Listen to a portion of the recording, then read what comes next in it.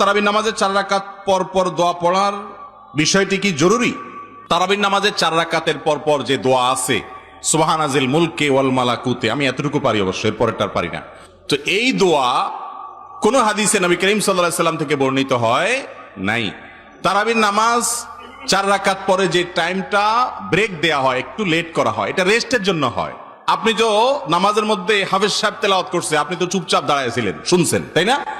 পুরা এক পারা তেলাওয়াত আপনি শুনলেন পুরা নামাজের মধ্যে, তারাবিতে দাবা 1.5 পারা শুনলেন। তো আপনি খুব একটা কাজ করেন নাই, তো কাজ যা করার হাফেজ সাহেব করছে, আপনি শুনছেন।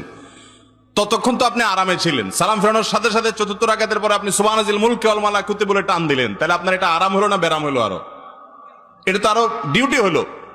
তো এই ডিউটি আসলে কোরআন হাদিস দ্বারা বর্ণিত নয়। আমাদের দেশে অনেক মানুষ এখনো তারাবির নামাজ পড়তে বললে বলে, হুজুর এখনো দোয়া মুখস্থ হয় নাই।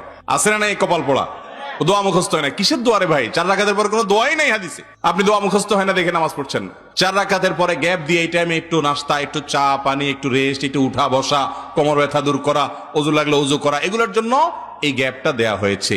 কিন্তু আমরা ওইটাকে ওই সুবহানাজিল মুলকে পড়ার পেছনে লাগাই, যেটা কোনো হাদিসে বর্ণিত হয়নি। মনে রাখবেন, কোরআন এবং হাদিসে যদি কোনো আমল বর্ণিত না হয়, সেটা যদি আমরা আবশ্যক বা সিস্টেম বানিয়ে নেই, তাহলে সেটা বেদাত পর্যন্ত যেতে পারে।